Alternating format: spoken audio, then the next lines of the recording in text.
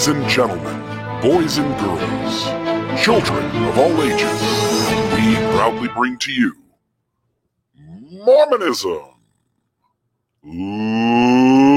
Live!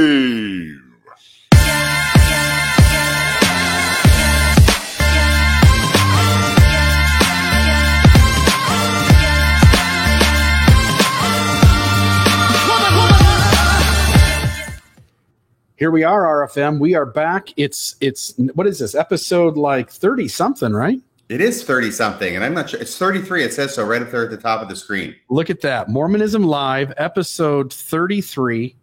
Didn't Jesus live to be like 33 years old? Wasn't there like 13 steps in the Kirtland Temple for that represented each year of the life of Jesus Christ? And I think he lived to be 33 years old.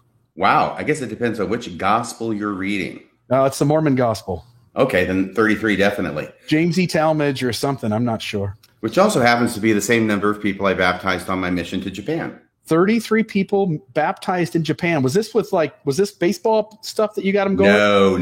None of that. No trickery, no sleight of hand, no manipulation. These people got a testimony via the Holy Ghost, and they entered the waters of baptism with RFM doing the teaching or doing the baptizing or some part of that process. Yes, they got a testimony via Radio Free Mormon. Awesome. Before you get started, you've got the episode this week, which I am just sitting here tickled pink, ready to have this conversation. Let me fix my camera just a little bit. But folks, if you could, there's 126 of you already in here. If you could go on to iTunes or other places where you're finding this podcast, leave us a 5-star or 10-star or A+ or whatever the review system is for that. I think we've got 145 reviews on Apple, on the Apple iTunes podcast app. But we'd love to make that 300. And the reviews on our YouTube videos and on this stuff is super high. Like we're kind of like 99 out of 100 people like us. Well, that's great. It is, isn't it? That's fantastic. To quote one of my favorite movies, all are welcome. All welcome. This podcast has many hearts. Yeah, look at that. This podcast. Credit for the first person who comes up with the right name for the movie in the comments. Somebody will. It won't be. Oh, I know they will. All right. I will turn the time over to you, my friend. All right. Well, we are going to be talking about a harrowing experience that President Russell M. Nelson had back in the 1970s when he was aboard an airplane, and there was a huge problem with the airplane. Went to a spiral nosedive after one of the engines, the right engine, I believe, exploded, and it blew flaming fuel all over the right side of the this plane was on fire, right? This plane was definitely I don't know how to describe it. The scene, if I was up in the sky watching this thing, it would look like a ball of fire going through the sky, right? It is. This is what we call a bad scene. Yeah, it doesn't look good.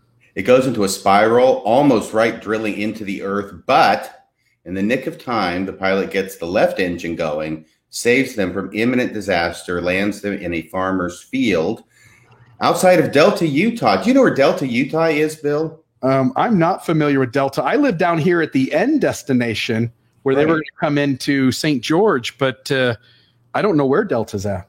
Right, because as we follow the story, we find out that he was flying from Salt Lake City to St. George, right? Yeah, Salt Lake City to St. George. You got it. Yes, and we asked Dieter Uchtdorf if he would come on the show to be our expert in being a pilot. Here's what we got. Here's the response we got. Yes, and I can almost hear that German accent on that cricket, too. That's a German cricket. Yeah, he would have been a good one to have. Unfortunately, he didn't respond back to our invitation. Yeah, the problem with German crickets is that every few decades or so, they try to take over the world. Right. You can. That's how you can tell a German cricket.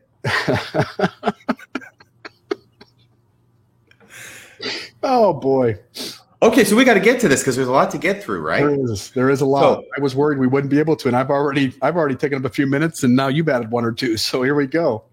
President Nelson has told the story time and time and time again since 1979, and the most recent iteration of the story was done by video for this past Easter By the way, this is July 21st, 2021 for those folks from the future. Hello. If you're watching, that's now. And so this past Easter was Easter of 2021. And this was part of, let me see here. I think you've got that clip, don't you? This is called The Peace and Hope of Easter, President Russell M. Nelson's Palm Sunday invitation. So this may have come out the week before Easter if it's Palm Sunday. Anyway, the very first part of this video, for the first, I think, minute and 42 seconds or so, he recounts this story. So as I say, this is the most recent iteration of the story. So if we can play that, we'll have a good starting point.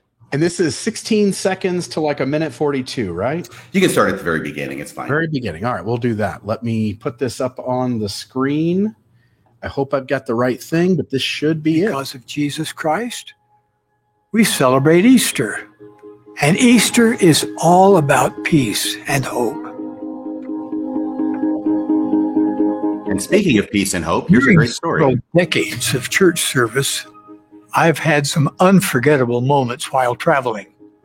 One occurred years ago while flying to the inauguration of a university president, where I was to offer the invocation.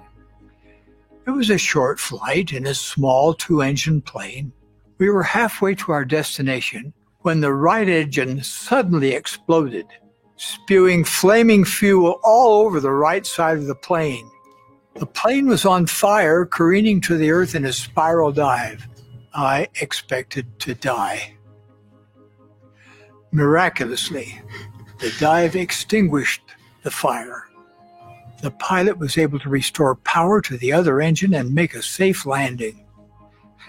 And I actually made it to the inauguration on time. Throughout that dramatic, unexpected experience, I was surprisingly calm. My entire life flashed before me. While approaching what seemed to be certain death, I was at peace. I knew that my wife and I were sealed to each other eternally, and our children were sealed to us. Thanks to the Lord, I knew we would all be together again. I was at peace, ready to meet my Maker. For the past year, we have all been dealing with dramatic. Now he switches to talk about other things, but that's the story. That's the most recent time that story's been told by video. And if we break this down, first off, what we're going to be doing is we're going to be analyzing the story, its different permutations over the years. And then we're going to be talking about some very interesting research that's been done regarding this story by some other people. And I'll introduce them as we go along. However, the very first thing that we notice, first off, from this story, he was on a plane, President Nelson, flying a short distance. We find out later it's from Salt Lake City to St. George. Number two, he was flying to give an invocation at the inauguration of a university president. We'll find out later that's, of course, Dixie University in St. George, which makes sense. It was in a small 2-engine plane, he mentions. They were halfway to the destination. Right engine, kaboom, explodes. Flaming fuel all over the right side of the plane. We're down to number 7 now. Careening to the earth in a spiral dive. Number 8, the dive extinguished the fire. He adds miraculously to his description. Number 9, the pilot was able to restore power to the other engine, the left engine, right? The left engine, correct?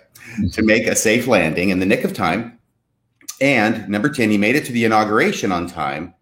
And number 11, during the emergency, he was at peace knowing he had been sealed to his family and he was ready to meet his Maker. Okay? So, jumping ahead, what we're going to find out is that this flight happened in November of 1976.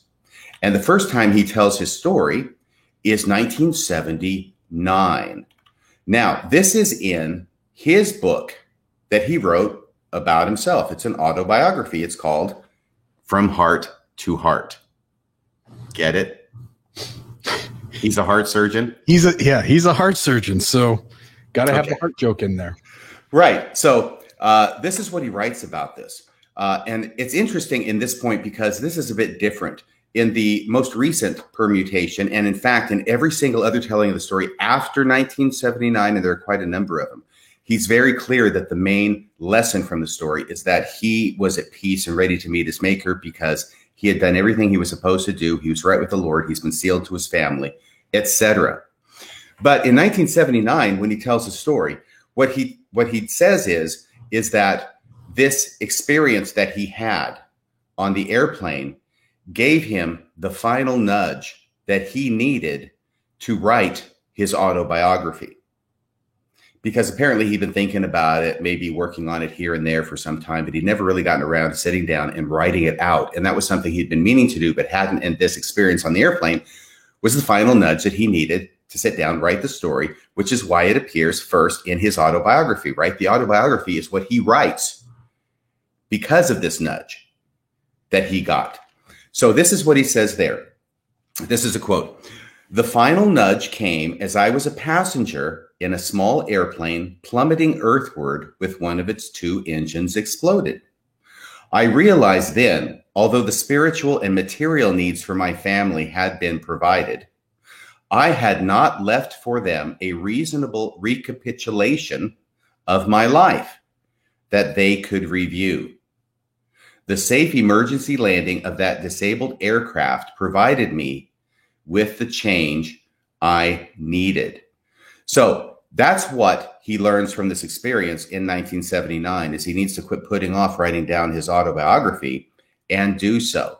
And that will change in all the subsequent iterations of the story. Of course, he doesn't need it anymore for the impetus to write his autobiography, because he did that in 1979. And the next time we pick it up in 1985, he'll be figuring out not that he needs to write his autobiography, but that he's right with the Lord and he's been sealed to his family. So he's ready to meet his maker. Okay. Any questions so far? None from me.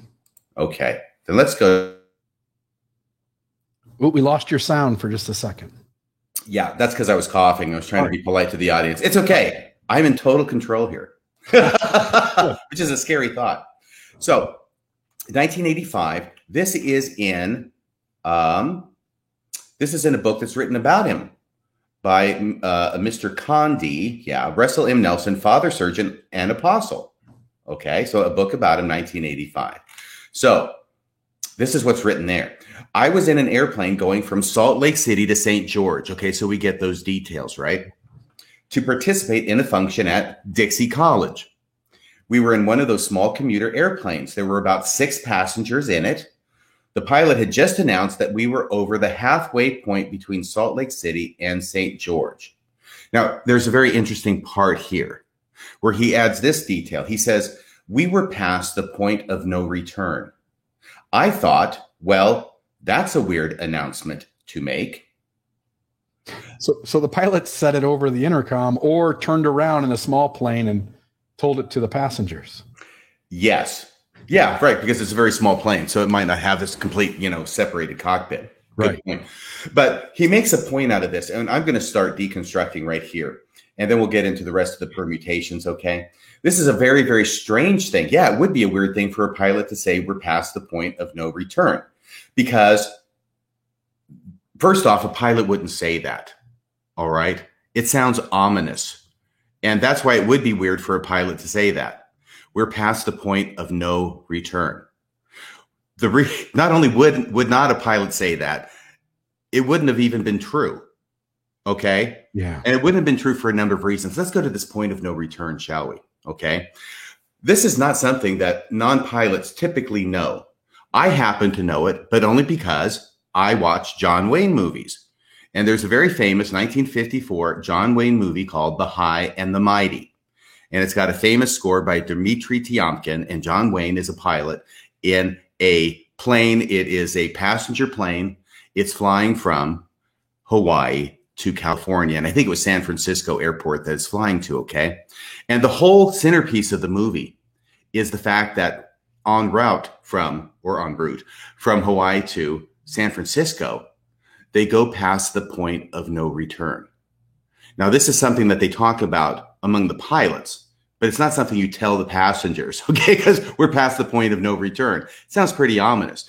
What it means is this, is that you have gone past the point where you can safely return to where you came from, okay? Does that make sense? Mm-hmm. So in the movie, they've gone past the point where they don't have enough fuel to get back to Hawaii. And of course, this is the tension and the drama of the entire episode. And I think it's some of the drama that President Nelson's trying to get into his story as well, is that when you're past the point of no return, you are committed. You can't go back. You can only go onward to your destination. Another thing about point of no return. The point of no return is almost never going to be the halfway point between point A and point B. Because if the point of no return were halfway between point A and point B, in this case, Salt Lake City and St. George, it would mean that there was only enough fuel in the plane to just barely get you to St. George. Does that make sense?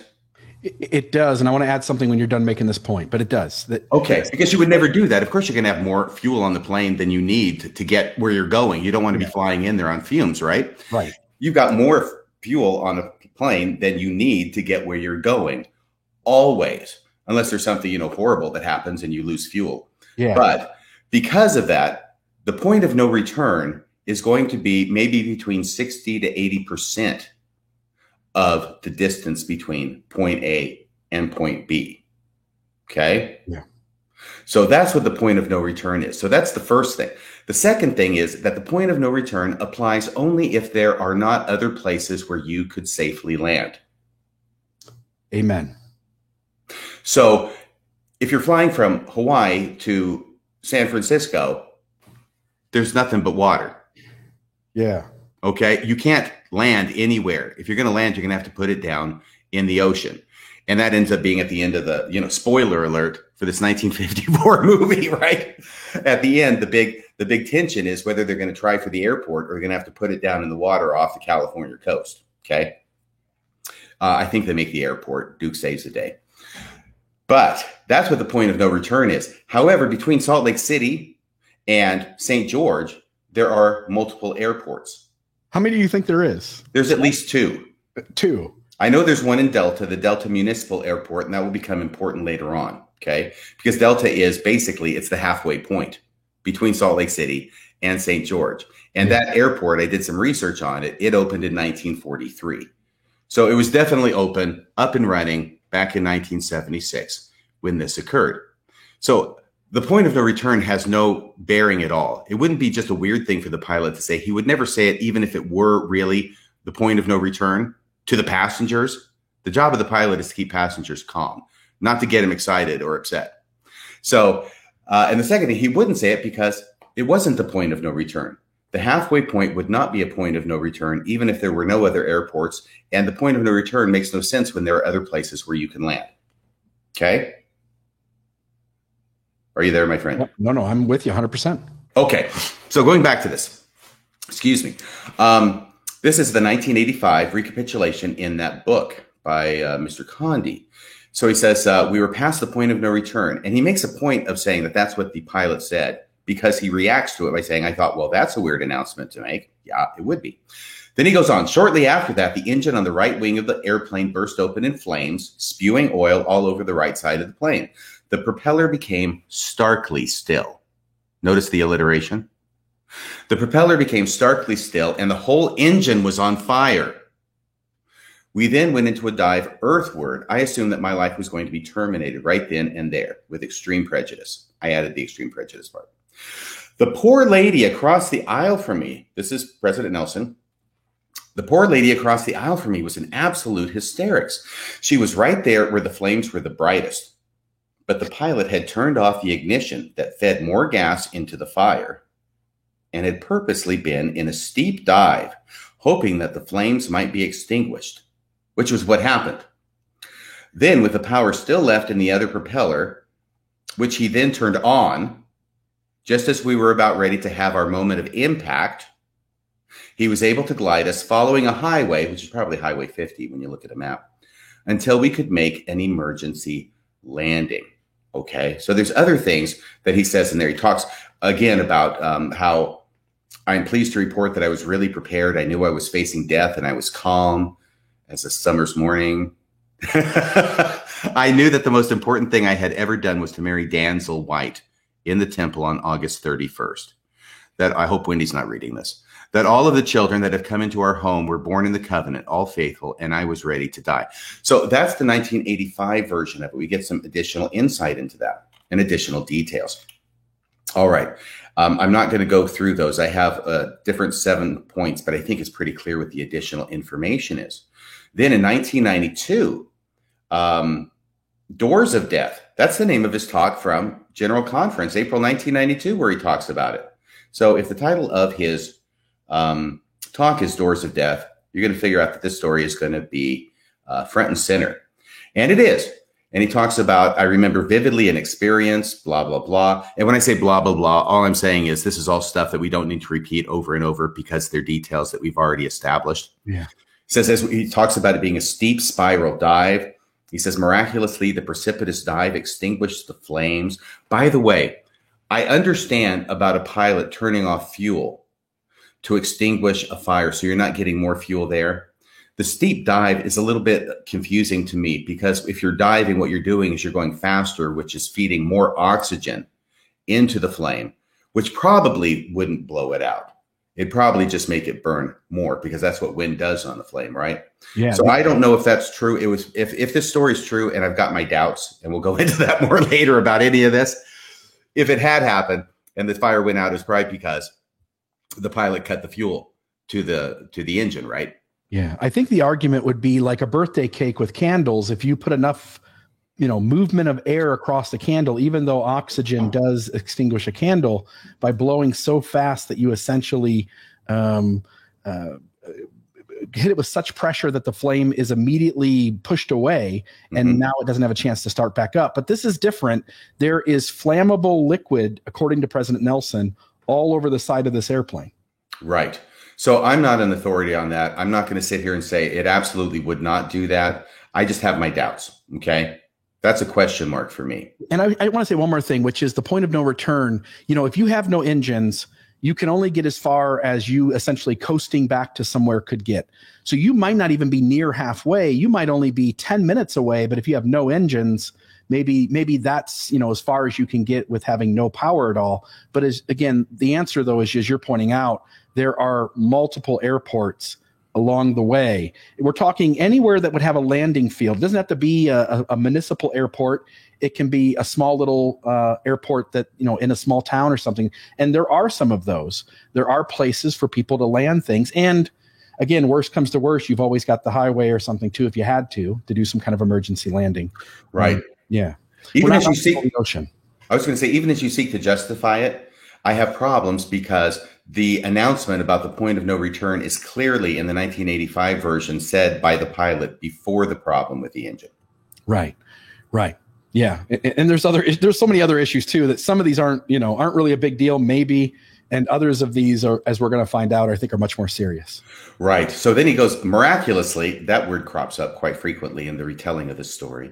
Miraculously, the precipitous dive extinguished the flames. Then by starting up the other engine, the pilot was able to stabilize the plane and bring us down safely. Okay. I'm not going to read the rest of it because he goes on to talk about, I knew I was right with God. I'm prepared to meet him. I'm calm. Okay. I've been sealed. By the way, when he said on multiple occasions that his life flashed before him, and he said on multiple occasions that he was really calm and confident in the life that he had lived. And generally, when our life passes in front of us, it's because we are having mass hysteria over the fact that our death is coming. When we're calm about that kind of thing happening, something is harrowing, but it's not bothering us. We tend to, I don't think most people have the life flash before their eyes. That tends to be something when you begin to panic or sense that your life is coming to an end and you're trying to intervene and do something to stop it. That is a very interesting point that you make there, Mr. Real. It occurs to me that if this happened right now when President Nelson is 96, that could be a very long flash. His life before him. It's a lot of memories if he doesn't have dementia like President Monson did. Maybe not so many.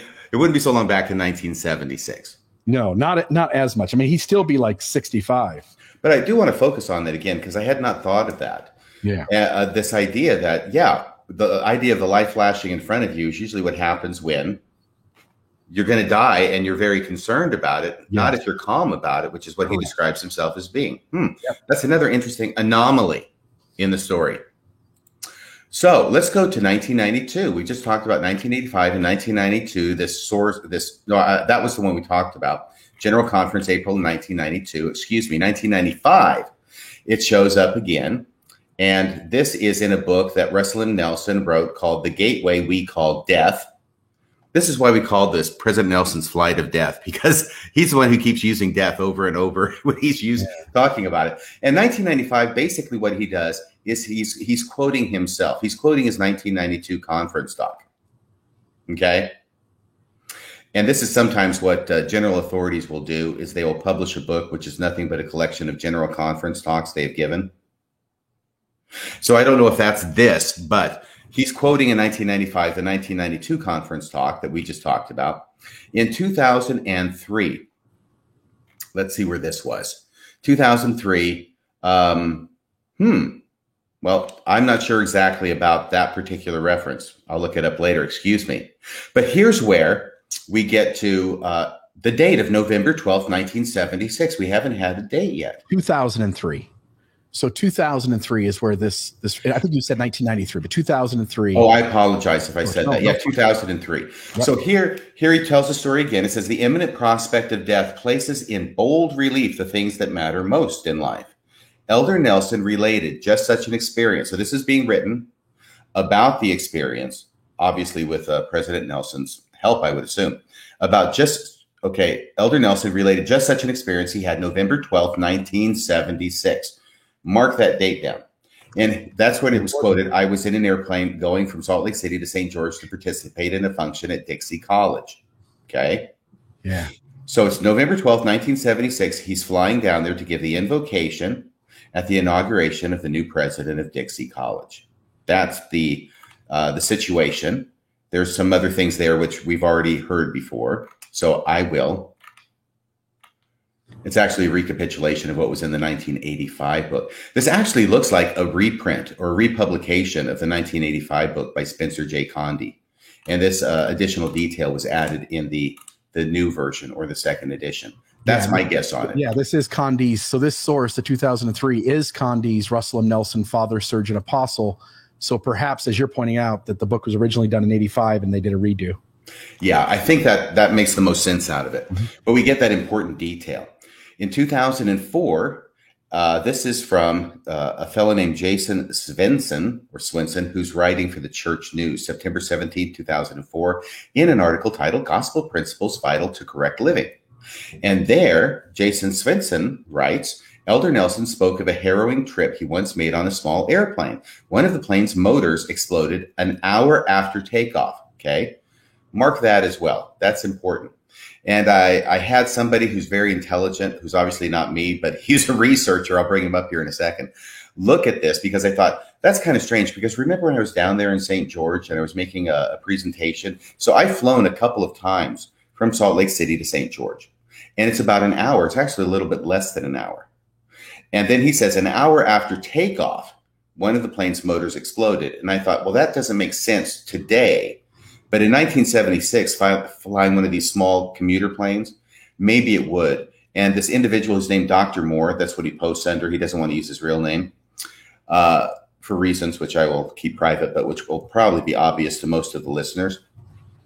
He looked it up. And back then, for a commuter plane to make it from Salt Lake City to St. George did take about 2 hours. Okay. So 1 hour would have been in the middle of the trip. So one of the plane's motors exploded an hour after takeoff. I only bring this up and emphasize it because it will become important later. Sending the aircraft into a spiral dive, the dive fortuitously doused the fire, sparked by the explosion, and the pilot was able to regain control and land the plane safely. Okay, so that's 2004. Then 2006, it comes up again. This is... Once again, this is Deseret News in an article written by Carrie A. Moore, Carrie. And she writes, once again, 2006, those who have lived to tell the tale about a brush with violent death often recount the horror of knowing they were about to die, as did a woman on a small plane with Elder Nelson several years ago. Remember, she's the one who was hysterical, not President Nelson. She was panicking. Her life flashed before her eyes. I don't think it was President Nelson. Yeah, it goes on. One of the engines blew up and the plane caught fire, sending it into a steep dive as they were en route from Salt Lake City to St. George.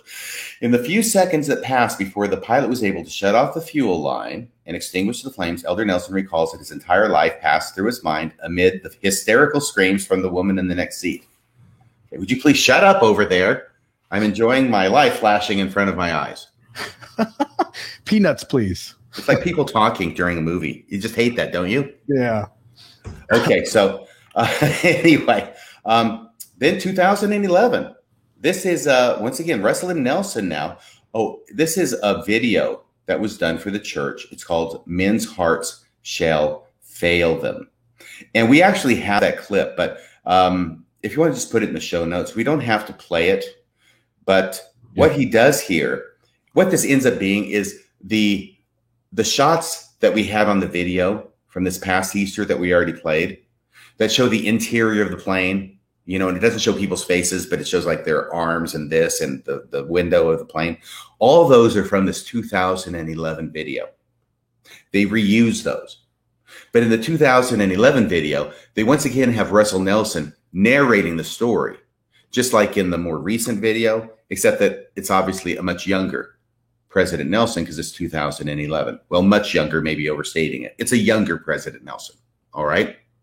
So he adds the part in that telling, we made an emergency landing out in a field. Everything else, pretty much the same. But we made an emergency landing out in the field.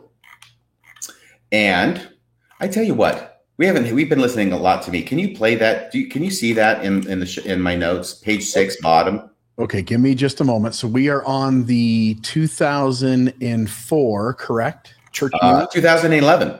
2011. Let me grab that one. I'm on page 6. I don't know if you have it on my notes. I do. So let me. You want to start from the beginning?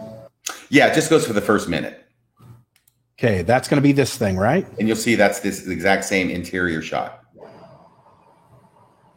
I was in a small airplane, and all of a sudden, the engine on the wing caught fire. It exploded, and burning oil was poured all over the right side of the airplane, and we started to dive toward the earth. We were spinning down to our death. Oh, this woman across the aisle, I just was so sorry for her. She was just absolutely uncontrollably hysterical. And I was calm. I was totally calm. Even I just want to before I continue, I just want to note again, there's a woman across the aisle hysterical, and he's calm, and somehow he still has the wherewithal to think about his life as it's flashing before him. I just don't. Anyway, I'll continue. Sorry. It doesn't seem to match, does it? You're right. It doesn't feel like in that moment, as he's taking an awareness of the woman across the aisle, that he's inside his own head being present with what's happening and considering his life, if that makes sense. All right, here it is. Knew I was going down to my death. I was ready to meet my maker. We didn't crash. We didn't die. The spiral dive extinguished the flame. The pilot got control and started the other engine up. And we made an emergency landing out in the field. But I thought through that experience, if you've got a faith, you can handle difficulties, knowing that with an eternal perspective that all will be well.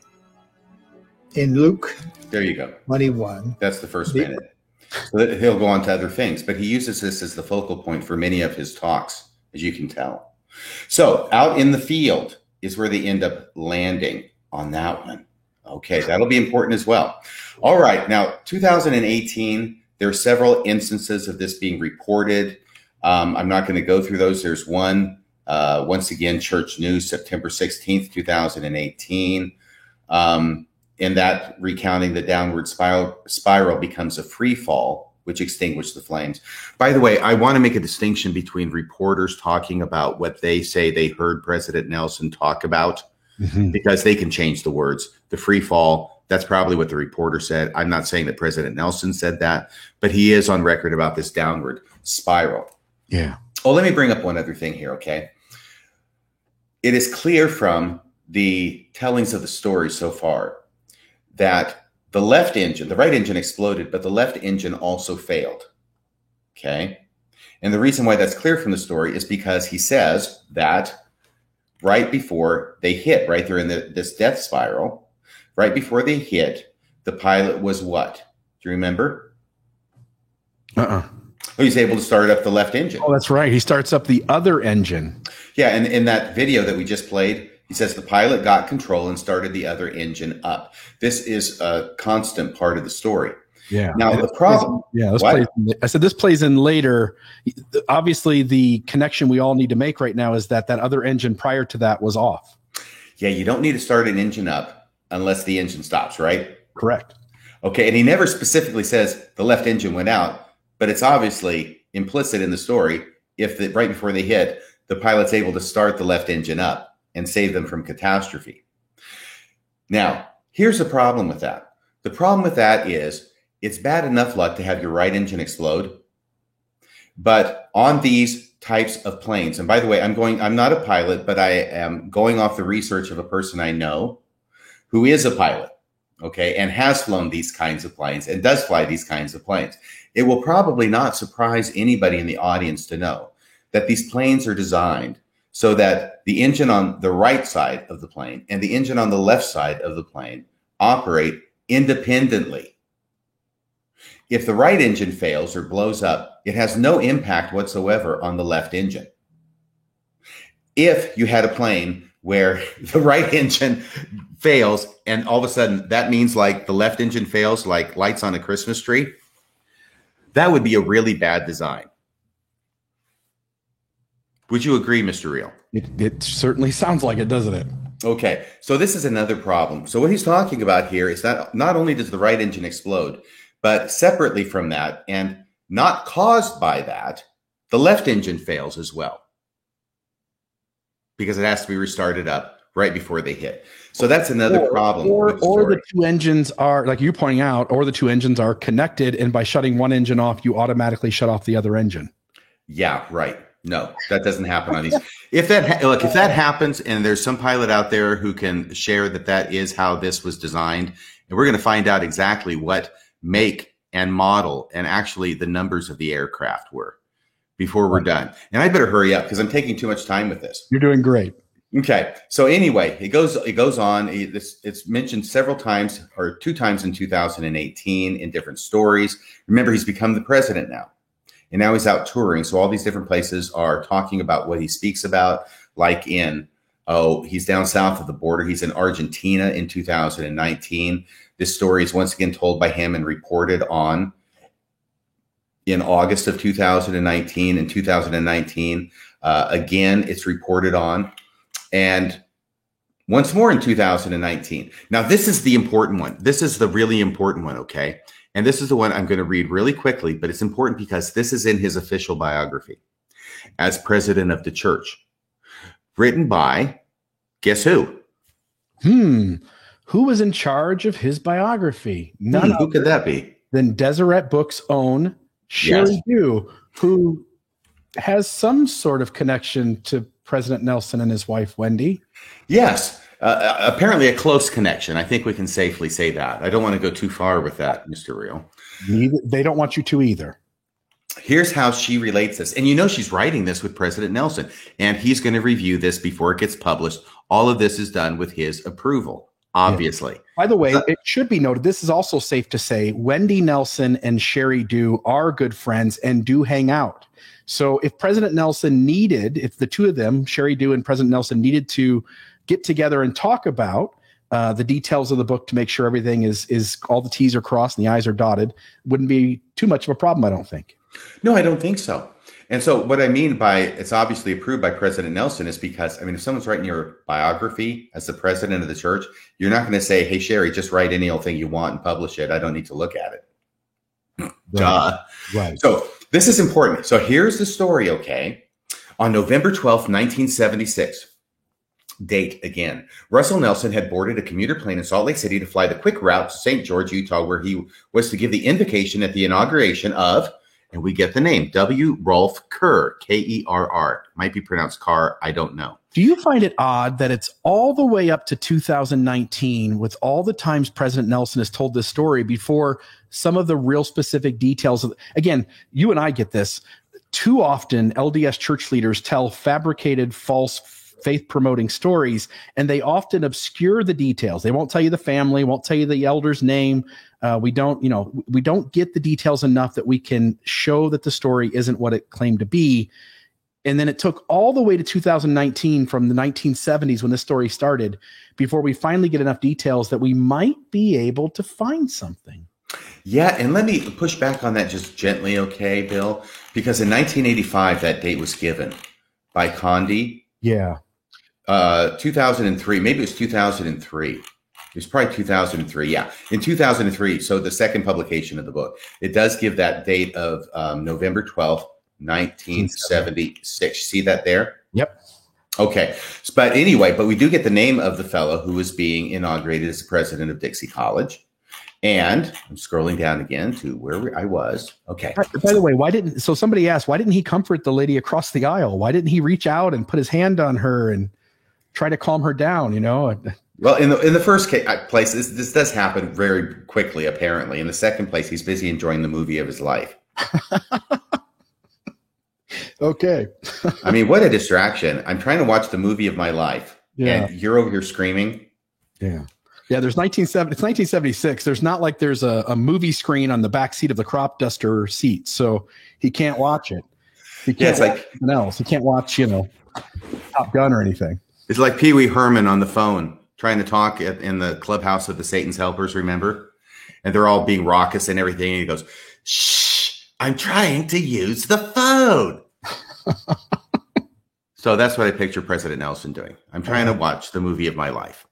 Okay, so where am I? Oh, yeah, W. Rolf Kerr as the president of Dixie College. It was a short hop of less than an hour in a small 2-engine propeller plane. Okay, break in for just a second, okay? Notice a change there in the time. Now it's a short hop of less than an hour. Originally, it's a 2-hour flight. And halfway into that, after an hour, is when the emergency happens. Remember that? I can't hear you, so I hope that you're saying yes. No, I'm just taking my glasses off, and I've got a funny face I'm making that I'm just the facts are now changing fast and furious. Well, they're changing, and I think I know why. And the reason why is because Sherry Dew was telling this story in 2019. So that's what? I mean, how many years later? In other words, in 2019, things have changed. In 1976, it took 2 hours to get from Salt Lake City to St. George. 2019, like when I flew down there, it took less than an hour. It takes about an hour to do that, right? Yeah. So what she's doing is apparently intentionally modifying the story to update it. Does that make sense? Yeah, Yeah, but it's a little bit of an anachronism, right? Like that's not really how long the flight took then. Right. It does become an anachronism. It is interesting to me. I don't really find a whole lot of fault with her on that, except it leaves it open to an inconsistency with previous tellings. Yeah. But I think it's very interesting because it's a miracle story, right? And we see in real time here how miracle stories can be changed in order to make them reflect changes in culture, changes in technology. Okay. Yeah. By the way, I've also got to say this. I called this a miracle story. President Nelson uses the word miraculously a lot. If we take this story at face value, which I'm guessing that listeners are probably starting to have questions about, but if we take this story at face value, there's no miracle here. Right? There's a bad thing that happened on an airplane and a quick thinking pilot who solved the problem and managed to save the plane from catastrophe. In a general sense, you could say, oh, thank goodness, that's a miracle. But there's no miracle that really happens here. Does that make sense? No, the pilot did what pilots do, which is they get training that you and I don't get. You and I are in an airplane and a engine blows up and there's flammable liquid all over the side of the plane and we go into a death spiral. You and I are going to know to turn the other engine back on. You and I don't know that. But the other guy, the guy that gets professional training, he knows to take the spare engine that's off and turn it back on and go into the spiral, which will extinguish the flames.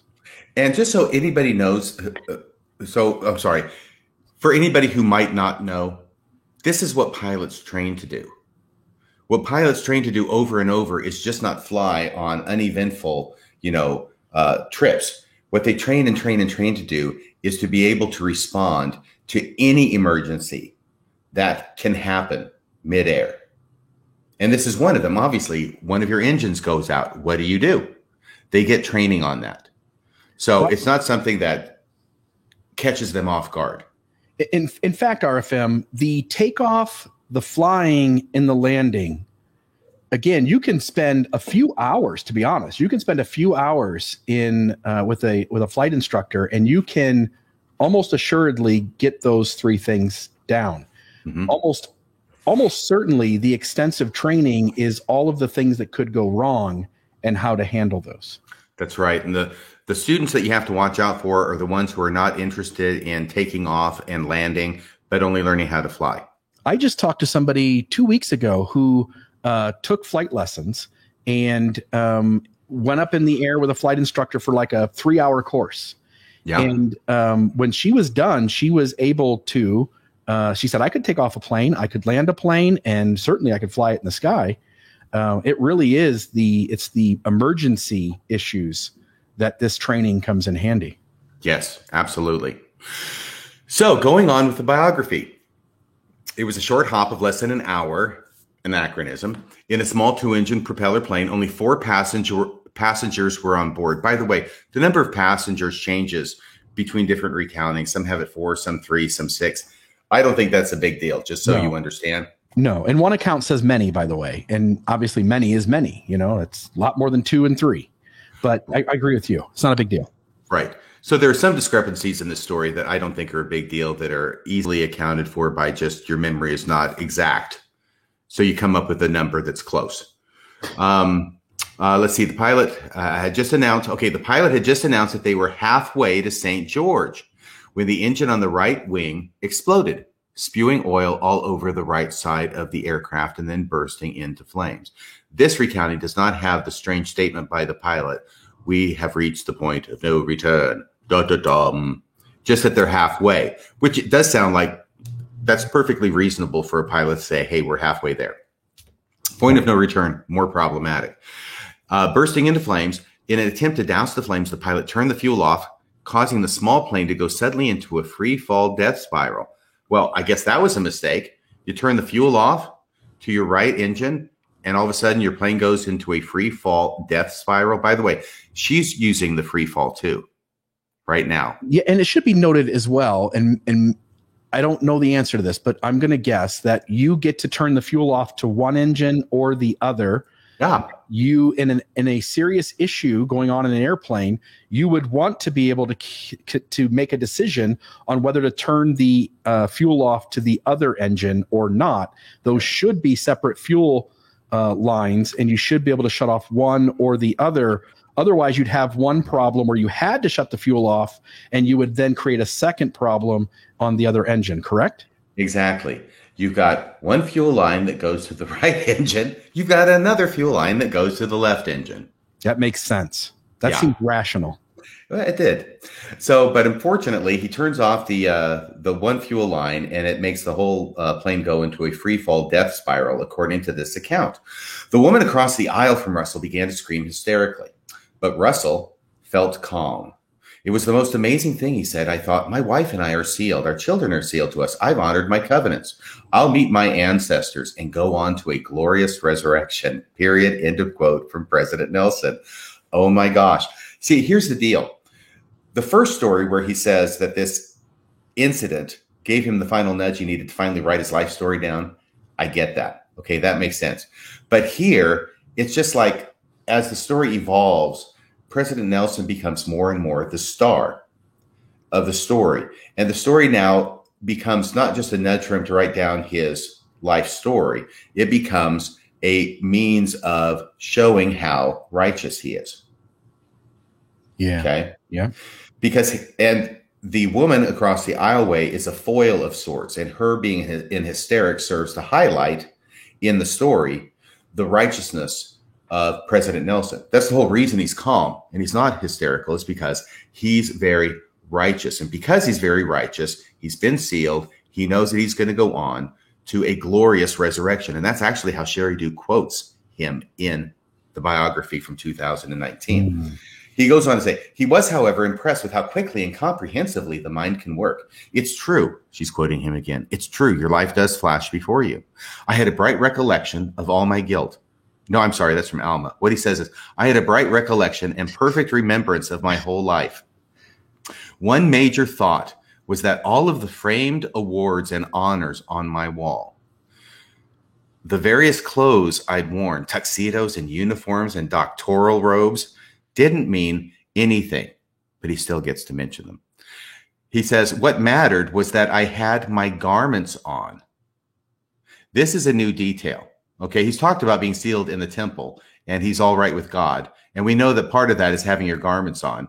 But this is the first time it's actually mentioned in a recounting of the story. And this is in the 2019 biography by Sheri Dew. What mattered was that I had my garments on. And the funny part when I saw that was, I thought that if you had your garments on, you didn't have to worry about dying. Right. In fact, they're magical. They save you. Of course, now that's another thing that the church has taken back and we no longer have, along with planets. And there was another thing too. Oh, the Garden of Eden and being in Missouri. That's gone as well. So as doctrines in Mormonism are taken away, magical garments have vanished too. And so at this point, it doesn't really matter if you're on a death spiral airplane flight or not. Garments aren't going to do you any good other than remind you of your covenants and the covenant path that you've been on your whole life. Right. They're no longer a protection. They're a symbol of righteousness. Yeah. So what mattered was that I had my garments on and had been faithful to the covenants I had made in the temple. Boy, I wish I could be like President Nelson. By the way, go ahead. Another little note is that there is only a limited number of people on this airplane. President Nelson, who is a general authority at the time, is making the trip from Salt Lake City to St. George. Almost certainly everyone else on that airplane is part of this entourage. Right. This woman who's across the aisle, he probably knows who she is. Yeah. Exactly. It's not definite, but probably. I would think so. Yeah. If you were on that flight, reach out to us. We'd like to talk to you. Yes. We'd love to talk to you. So it goes on. Now, once again, I keep saying I'm going to go quick, and I don't. What mattered was that I had my garments on, had been faithful to the covenants I'd made in the temple. I knew I was going to die, but I knew I would be fine. Yeah. Miraculously, the free fall extinguished the fire, and in the nick of time, the pilot was able to start the left engine. Once again, there we have the left engine stopping for some reason. Regained control of the plane and guided to an emergency landing in a farmer's field not far from, new fact, Delta, Utah.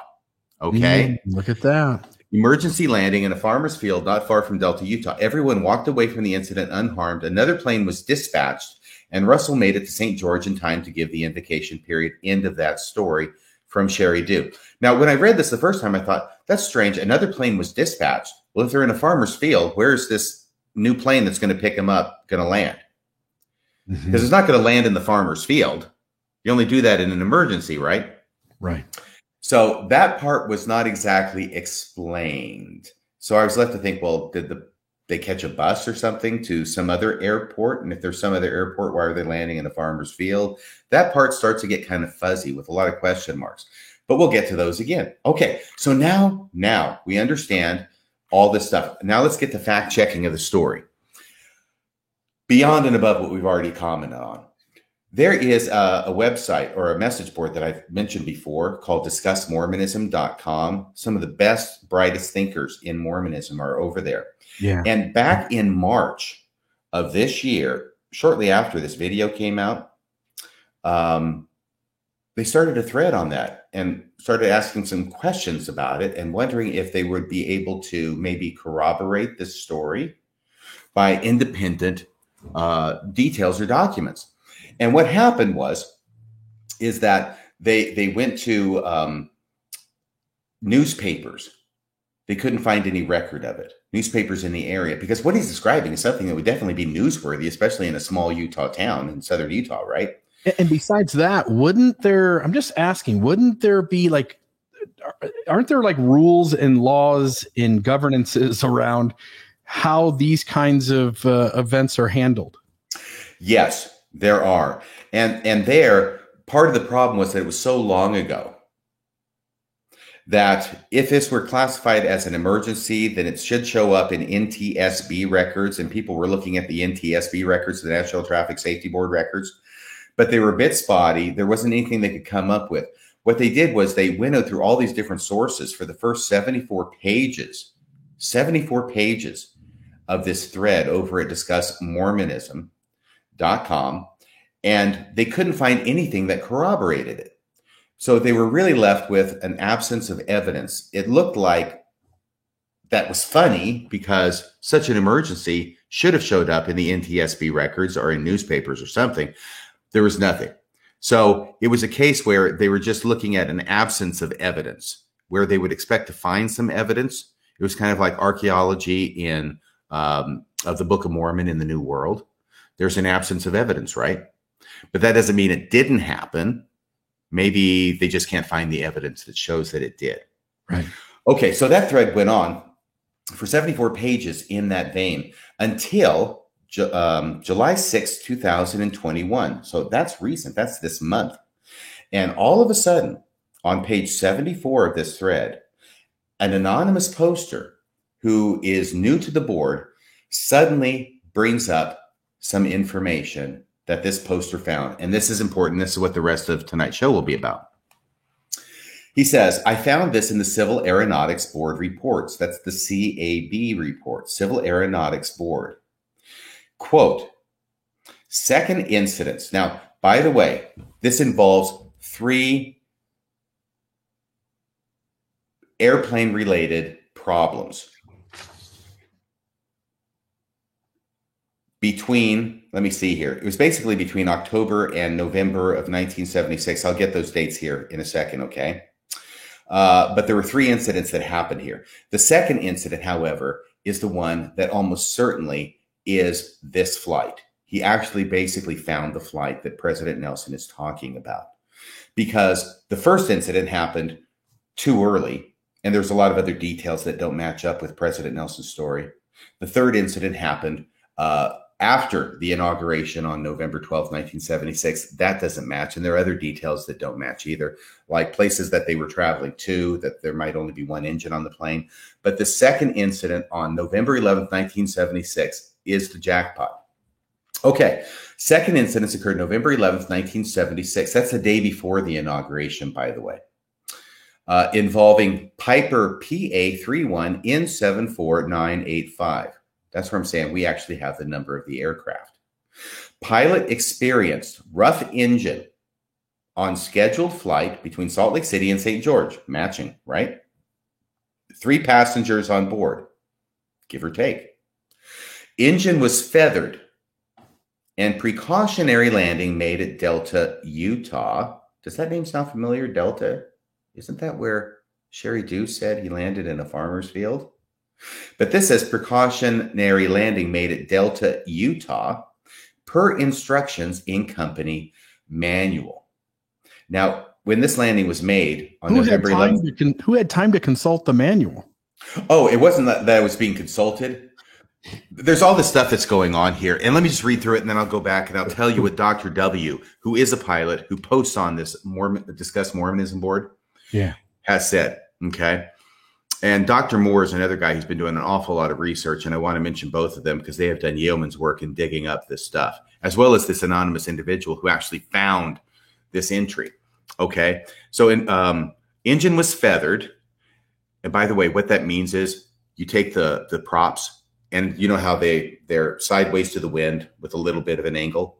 Feathering them means that on the engine that's not working, you take the propeller blades and you move them directly forward so that there's no drag. Okay, that's what feathering is. I didn't know. Dr. W, the pilot, was the one who told me that. Engine was feathered and precautionary landing.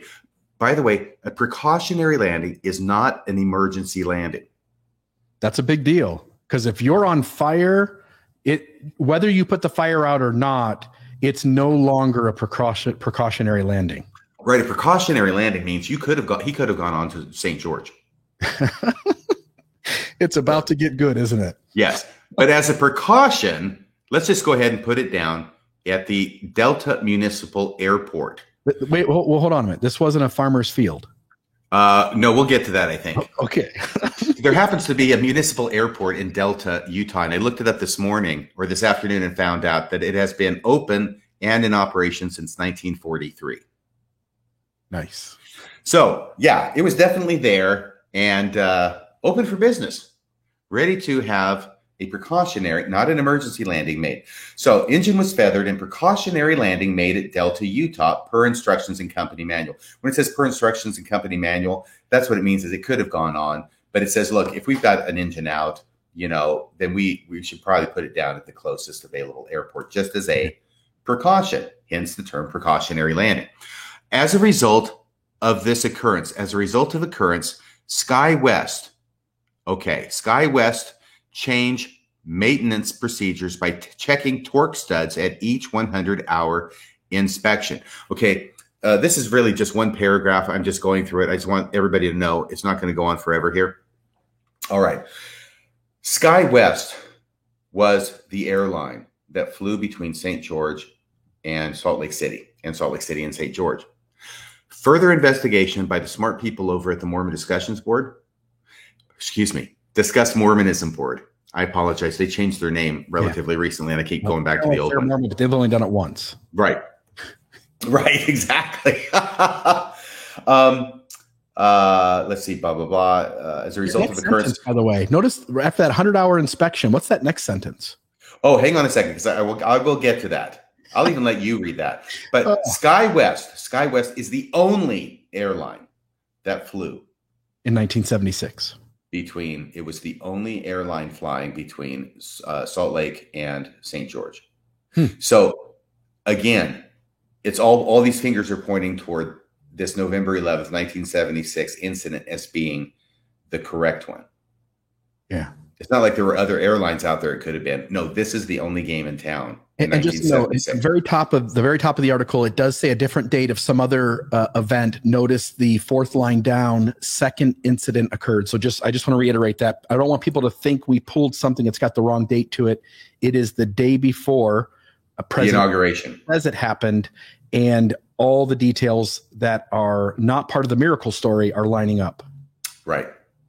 So it actually, if this is correct, the flight was on November 11th, 1976, the day before the inauguration. Right. And I think that it's understandable that President Nelson, in recalling it, could have recollected that it was on the day of the inauguration. Why wouldn't he miss something else? However, it makes it a lot less miraculous to be flying out the day before the inauguration and maybe spending the night at the stake president's house, right? Like GAs do. Yeah. And then attending the inauguration the following day. It's more miraculous if you're flying out on the same day of the inauguration. And you barely. Yes, and all the stuff happens, but you're still able to make it to the inauguration on time. It's like a song out of My Fair Lady. Yep. But this is actually the day before. So his making it in time, less miraculous. Okay. Yeah. So all the changes do tend to make it more miraculous. So once again, I'll say, as a result of occurrence, SkyWest changed maintenance procedures by checking the torque studs at each 100-hour inspection. So you got to check the torque studs more frequently to make sure this doesn't happen, where they had a rough engine. Okay. Now, you want to read the next 4-word sentence in this report, Mr. Real? Yeah. No damage to aircraft. Boing. Huh. Yeah. That's from the Civil Aeronautics Board report about this incident. Yeah. No damage to aircraft. There's no damage to the right engine. There's no damage. There's no fuel. There's no flaming fire. There's no all of the stuff that is described by President Nelson. There's no damage to the aircraft. And there's no injuries to crew or passengers. That would be consistent with President Nelson's story as well. And now that's the end of the quote from that, the relevant quote from the Civil Aeronautics Board report. By the way, do we have a link to that? Yeah, I will. I'll copy it and I will put it into the chat for all of this so everybody else can. So everybody knows this is a massive tome, and you have to go to page 1090 Yeah. to find this paragraph. Yeah, page 1090. So I really want to give credit to the person who's still anonymous who found this. Yeah, and this should exist. If an airplane has an incident in the sky, there are records that are mandatory to be kept. And I know somebody's going to say, well, maybe this isn't the flight. Well, you're telling me you have another flight going from Salt Lake City to St. George one day later that also has issues, that all of these other details seem to match. Come on, like, this is it. No, and the whole point of this report is to talk about problems with aircraft and to document them. By the way, I believe this report was written in, was it 1979 or something? In other words, it's only a few years later that they're writing this report while all this information is still fresh. Yeah. So that everybody knows, I made this note here. The first flight during this time period, it was between October 17th, 1976 and November 24th, 1976. That was the time span they're looking at. They have 3 flights with problems. October 17th was the first one, obviously way too early.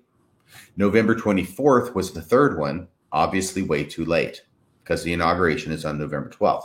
Yeah.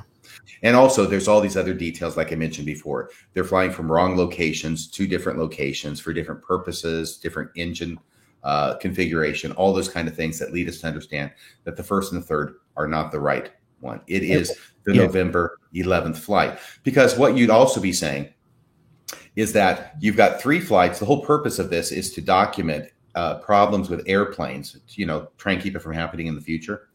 It's a good idea. And what you're saying is you've got these 3 documented, and then you have a 4th one that happens in the middle of these 3, the day after the second one, which is worse by far, if we go with President Nelson's description, than any of the other 3. And somehow they don't mention that one. Yeah. It should be noted, right? Like the FFA, again, has these rules. So if an engine failed in the sky and that's an issue, it would have to be reported. If an engine exploded, it would have to be reported. If a plane caught on fire, it would have to be reported.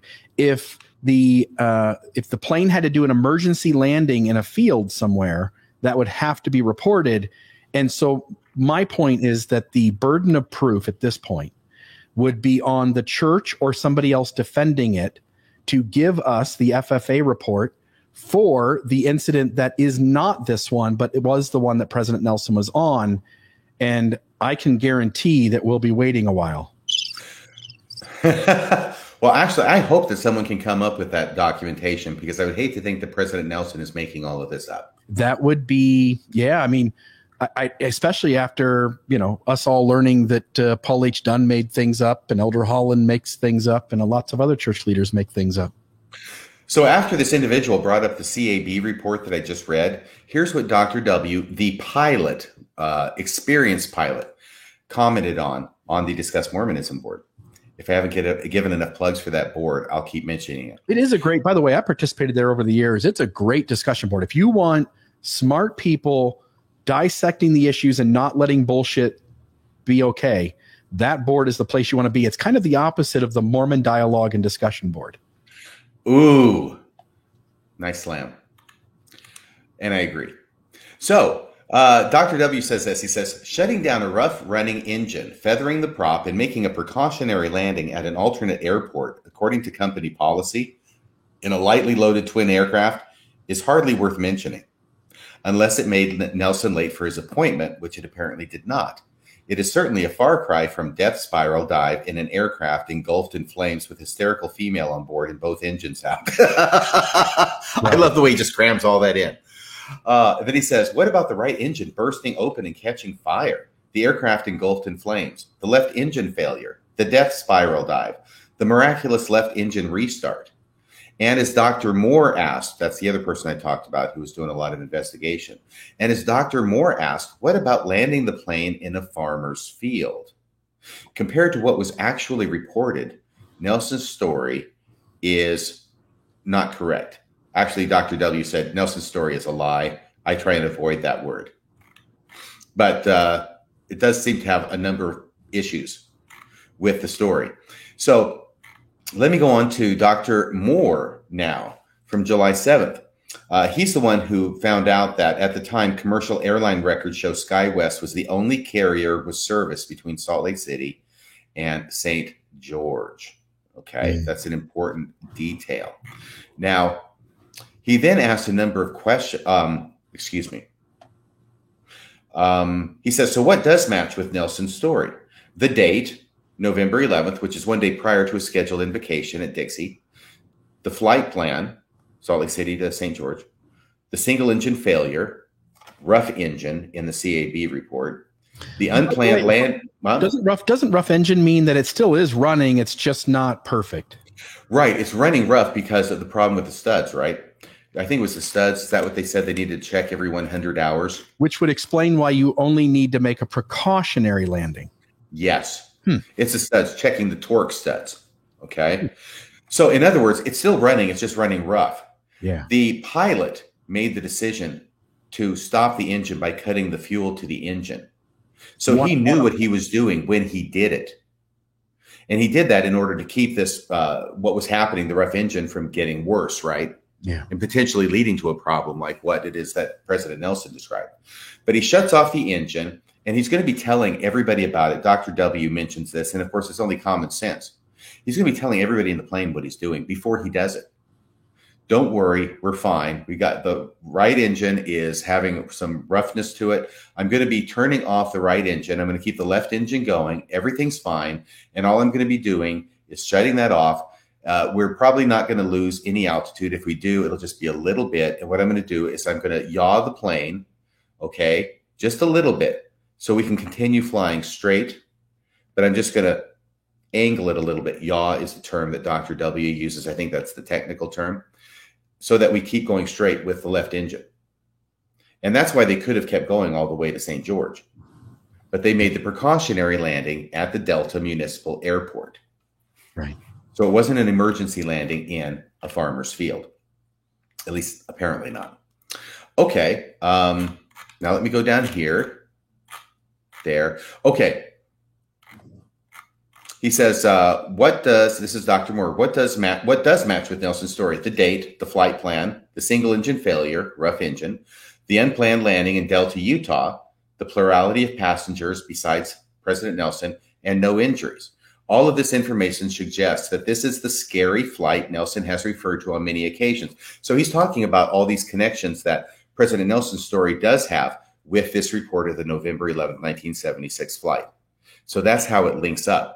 Where it is different is basically in all the scary stuff. Right. Anything miraculous is quickly vanishing right before our eyes. Yes, he asked a few questions of Dr. W, the pilot. One of the questions was, is it possible with this description for there to have been an engine fire? What is the failure being described, i.e. the rough engine, right? And the answer from the pilot, Dr. Moore, is, as described in the report, there was no fire. No, and no damage to the plane, which, as if any of us would understand, if a engine blew up and there was oil and gas all over the side of the plane, and the lady on the aisle who's panicking has fire outside of her window. Remember, she was the closest one to it. Mm-hmm. And they did the death spiral to put out the fire. Then there would certainly be, at the very minimum, some burn marks on that airplane, right? There'd be something. Right. Some smoke damage, something. But there was no damage, according to the CAB report, the Civil Aeronautics Board report. And Dr. W goes on to say the fact that there was a precautionary landing and not an emergency landing, which is a huge distinction, he says that also indicates no fire. Okay? Yeah. He also goes on to say there would have been no smoke. So not only no fire, no smoke. Where there's smoke, there's fire. Where there's no fire, apparently in this instance, there's probably no smoke either. And just FYI, I put a picture of the plane up on the screen. I wanted folks to see that, unless you were going to reveal that later, and I should take it back off real quick. No, it's great. Okay, go ahead and leave it up there. Okay, so I'm skipping a few things, trying to get to the main stuff. He also adds, this is the pilot, Dr. Moore, there was no rapid descent. Most likely, passengers would feel a slight yaw from asymmetrical thrust, and there would have likely been a gentle descent as the crew shut down and secured the rough engine. It's unlikely that there would have been much of a nose down change in pitch. There would have been a change in the sound of the engines as one shut down and the other increased power, but no rapid descent. And of course, this is miles away from a death spiral. Remember, he says, the engine that was shut down had not failed. This is something you mentioned, Bill. It had not failed. It was still providing thrust when they decided to shut it down. And then the question was, would the pilot have had a moment to notify passengers, or would this brief descent have happened suddenly? And the answer from the expert was, this was not an emergency and nothing would have happened suddenly. Before starting the shutdown procedure, the captain would have informed the passengers that one of the engines was running a bit rough and they had decided to shut it down as a precaution. He would have reminded the passengers that they had a perfectly good engine on the other wing and that the aircraft was designed to fly safely on one engine. But apparently none of that survived into President Nelson's recounting of the story any of the times he's told it. All right. And then Dr. Moore says, it seems like for the first time we have positive evidentiary basis to show that President Nelson embellished almost everything about the incident. And Dr. W, the pilot, says, plus adding a few flourishes of his own, like the spiraling death dive with flames engulfing the aircraft. Okay. And by the way, it should be noted that if the engine did something where just the engine had a little bit of fire coming out of it, turning off the fuel line to that engine would have then cut off the fire. And the only thing that explains a fire continuing, and hence we need to do this death spiral, is that there is flammable material that came out of an explosion that did get on the airplane. So there are some people in the comments saying, like, maybe there was a fire just in the little engine, but that would necessitate a completely different set of steps in the process to eliminate that, and simply turning off the fuel probably almost assuredly would have done it.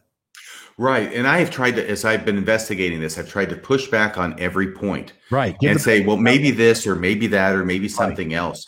And what I end up finding out is that what I have to do is I have to twist myself into a pretzel in order to preserve the credibility of President Nelson. Yeah. And I stopped doing that when I left Fair Mormon. Yeah. Okay. Just a couple more things. The November 11th plane, okay, investigations revealed could have continued on to St. George or returned to Salt Lake City, but landed at the nearest airport as a precautionary measure, not in a field or off airport. In fact, the same reports note, remember those two other incidents in October and November, the 1st and the 3rd? In fact, the same reports note that the two other SkyWest engine failures occurring between October to November of 1976 were single engine planes. Okay, those were single. Once again, this is a double engine plane, so it's another reason to know those weren't the right ones. But they specifically noted that those two flights landed off airport. So there's an expression that's used if you're landing somewhere other than an airport, like in a farmer's field, it's off airport. For the 1st and the 3rd, that's noted, but not for this one, not for the November 11th, 1976 one, which apparently landed at the airport in Delta, not in a farmer's field in Delta. Right. Okay. So, my goodness, we're running so long, but that's okay. I'm almost at the end. No, I like it. Each of the incidents involved the failure of the engine. 2 of the 3 incidents involve single engine aircraft of the type which SkyWest operates in charter service, not in scheduled commuter operations. Okay, now pay attention to this. The 3rd engine malfunction, that's the one we're talking about, the November 11th one. It's the second chronologically. It's just put that way here. The November 11th engine malfunction occurred on a twin-engine Navajo. That's the name of the plane, being operated in scheduled commuter operations. Although the aircraft could have continued to its destination or the originating station on one engine, in accordance with the company's operations manual, the pilot made a precautionary landing at the nearest airport. By the way, I believe this is also from the CAB report. All right. Once again, there were no injuries to any person, property, or the aircraft as a result of the unfortunate coincidence of these 3 unrelated engine malfunctions within a short period of time. The incidents in question were investigated in depth by the FAA as well as the 2 engine manufacturers. Okay. So the FAA did an in-depth investigation of this November 11th engine malfunction. And it's on the basis of that this CAB report is put together that talks about there was no damage to the plane. So this is an in-depth investigation by the FAA. It's not just something that somebody threw together based on what somebody told them. Okay, let's see here. I want to go once again to Dr. W. This is going to be his last comment.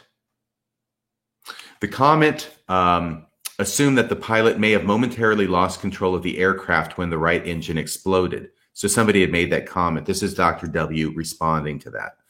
The right engine did not explode.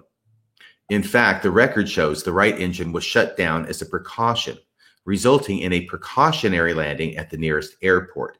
There was no spin or even entry into a spin, let alone a death spiral dive. There was no loss of the second engine that required the miraculous restart he described. There was no explosion. There was no fire. There was no landing in a farmer's field. There was no damage to the aircraft or injuries to the passengers or crew. Russell M. Nelson's story is a fabrication, except he used the L word. In its numerous versions, it is numerous fabrications. And once again, he used the L word. So the main embellishments of the story have to do with the, if we were to put these down in a brief list, the main embellishments to the story, which appear to have been contradicted by what actually happened, is that the pilot never said, we've reached the point of no return. We've gone over that. Unless the pilot happened to be John Wayne, I don't know. The next thing is there was no engine explosion. There's no engine fire. There's no free fall. There's no spiral nosedive. There's no left engine failure. Hence, no need to start it up again right before impact. There's no emergency landing. It was a precautionary landing by the book. Could have gone on to St. George. And there's no landing in a farmer's field in Delta. Instead, it was at the airport in Delta, the municipal airport of Delta. I'm not surprised. I've come to expect this kind of thing. Have you? Yeah. I think it's why we have to move to a place where we need faith not to be healed. I think you're right. And by the way, if this was the first story that President Nelson had told that had problems with fact checking, I would be probably more inclined to give him more of a benefit of the doubt. But the fact is, he's got 3 really, really big Pinocchio stories before this. And I covered those in Radio Free Mormon. It's called, it was 2 years ago. I went back and re-listened to it so I could refresh my memory on it. That episode. The Miracle Making of President Nelson. So I'll share that in the links too. Oh, great. Thank you. Because it covers the 2015 revelation, where in January of 2016, he made up a whopper of a story about how it was that revelation was received, which was subsequently shown to be not accurate. The second one was what I call the incident at Mozambique, right? And where he's over there and they get robbed, and that story ends up getting blown out beyond all proportion to the point where finally, angels come down and rescue President Nelson from being shot in the head by the robbers and rescue Wendy from being kidnapped. Yeah. And by the way, I told you this week, I talked to somebody I don't know, whatever it was, a week ago, because I think I talked to you about 3 or 4 days ago on this. The person said, I was on my mission at that time in, what's the name of the place again? Mozambique. And he said, yeah, I mean, we were there when it happened. And this whole idea of guns in someone's face and all the other details that don't seem to make that wasn't part of the story then. No, it's been elaborated over time in order to make it more miraculous. Right. And the third one was what I call the story of the lady in the hat.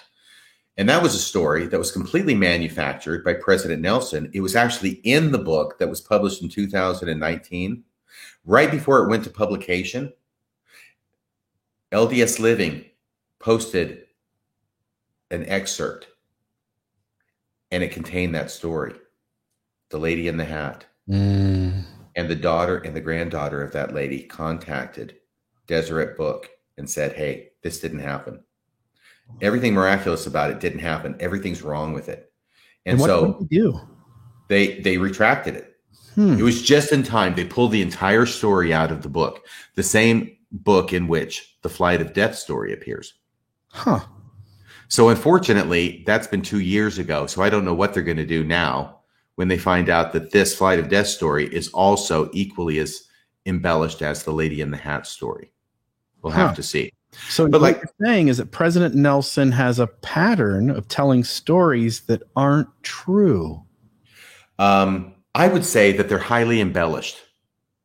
Okay. Is that fair enough? I'm gonna go with lying. When you withhold, I think the Gospel Principles Manual, which I remember taking as a investigator in the church in the Gospel Principles class, it was if you withhold any information that would make the story more truthful, or the event or the thing you're saying more truthful, that is also a form of lying. Yeah. If you take the facts and change them to be something other than what they are, that's a form of lying. I don't know. Right. Leading a person to believe something that's not true is classified in there as a form of lying. And I think we'd all probably agree with that. It is, even if what you say is not specifically a lie. And so we've got all these situations where President Nelson continues to apparently embellish incidents. The incidents actually happened. The kernel of the incident happened. But then over time, it gets blown out of proportion. And the miraculousness of what happens always tends to flow one way. And that's toward demonstrating how righteous President Nelson is. They always end up having him as the star, the one who is favored, the one who is protected, and the one who is righteous. You know who the red suit is? The red suit is that lady across the aisle. The red suit? The Star Trek. The people wearing the red uniforms. Uhura? No, well, I'm just saying that in Star Trek, whoever wears the red uniforms, they're expendable. Oh, right. And the lady across the aisle is the red suit. She doesn't really matter. Just her hysteria is to prove a point about how calm he is. He is the juxtaposition to her panic. Yeah. I get it now. And this is a dangerous game to be playing, President Nelson. When you are the president of a church that is based entirely on the idea that your founding prophet had some miraculous stories that happened to him, and he told these stories, right? And we have to believe him that what he's recounting, like the first vision, actually happened the way he's recounting it. You don't want to be in a position where you are being caught with your britches down, embellishing stories and adding facts to make them more miraculous. Because it's a short trip to the candy shop to say, if you're doing it, President Nelson, why should I think that Joseph Smith did not do the same thing? That's why it's so dangerous for him to do it. It's why it was so dangerous for Paul H. Dunn to do it. But apparently, Paul H. Dunn is alive and well, at least in spirit, in the top echelons of the LDS Give Brother Church. Joseph a break. Well, okay, I'm sorry. I will try and give him a break. I didn't say anything bad about it. I'm just saying, if President Nelson's doing it, then why should we think that Joseph Smith wasn't doing the same thing? We need to have leaders who are above board in the way they recount incidents, because if you get caught, then it undermines the entire church, not just President Nelson, the entire church itself. And the thing you're saying if we find leaders lying, from Nelson to Holland to Dunn to, let's just keep going all the way back, then it calls into question the integrity of all of them, including the founder, Joseph Smith Jr. Right. Huh. If one can do it, if you find one person doing it, then it's natural to think that maybe another one did. And now we've got at least two, if not more, with Elder Paul H. Dunn and now President Nelson. And President Nelson really seems to have a proclivity for this. But what really surprised me was that in September of 2019, when President Nelson was speaking on another subject, he did talk about something important, and that is what prophets say. And what he said there was that a prophet always tells the truth. Do you have that clip, Bill? And we'll end with that. It's precisely because we do care deeply about all of God's children that we proclaim his truth. We may not always tell people what they want to hear. Prophets are rarely popular, but we will always teach the truth. Boom. There you go. President Nelson, prophets always teach the truth. So what we're left with after this story, and the other ones you've gone into, which I would encourage people to go back and listen to that episode, Radio Free Mormon number 84, the miracle making of President Nelson. What you're saying is either President Nelson isn't a prophet, or prophets don't tell the truth, right? Like it gets very sticky. And I think that ultimately, and I said this, it's so funny because I said this back 2 years ago in the podcast. And when I listened to it, I thought, oh, I said that then too. The question comes down not to whether Russell M. Nelson is a prophet of God. The question comes down to whether you would buy a used car from this man. Yeah, I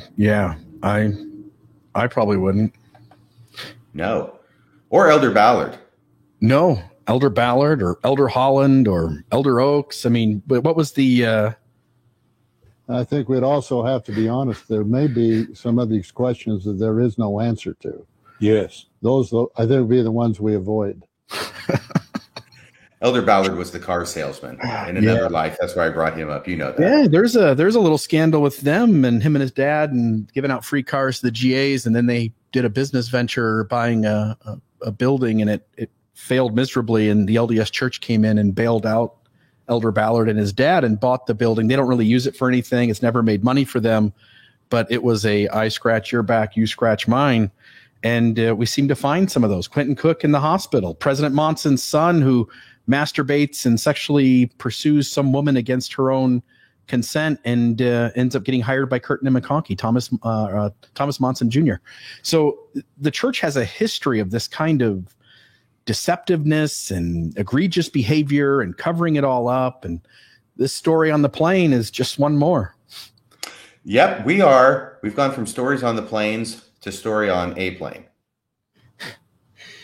Yeah. Little Pioneer reference. We got to get some phone calls in here. I've gone hopelessly long. I hope it was worth it. I thought that it deserved a little bit of detail so that the audience could understand the problematic nature and why it is that it's problematic based upon the facts as best as we could collect those. And when I say we, I mean they. I mean Dr. W and Dr. Moore, especially, and then the anonymous fellow who I don't know. He just had some like letters and numbers on his screen name, and he just appeared to post that, and then he disappeared. Yeah, if you're out there and you're a pilot, you want to make a comment here. If you if you have some question to ask or something to note, but our first call is coming in. I'll let you talk for just a second, RFM. And good, because this has the phone number is 435-200-3478 or 435-200-FIST. Okay, there we go. I'm excited to hear this phone call. I'm looking forward to hearing any second. Yeah. Here we go. Our first call, it's Roger. No, it's not Roger. I'm just kidding. It is James. James, you are on the line with Mormonism Live. You're on with RFM and Bill Reel. Tell us what you think about this plane story. You know, it's interesting that this came up tonight because I've actually gone back and listened to a lot of previous episodes, specifically the gospel topic essays. And what apologists, a lot of times they focus on one point and one story, and they're able to explain that one point and that one story away. But what I've come to a realization, when you start putting all of the explanations together, all of a sudden, I mean, it's a house of falling cards. It falls apart. One story takes on another story. Specifically, it was between polygamy and blacks in the priesthood. The apologists with polygamy will say, well, Brigham Young didn't want to do it. It was really hard for him to do it, but he followed the Lord. But blacks in the priesthood, the Lord couldn't be bothered to solve that problem. Right. You know? Yeah. Anyway, so 100% agree.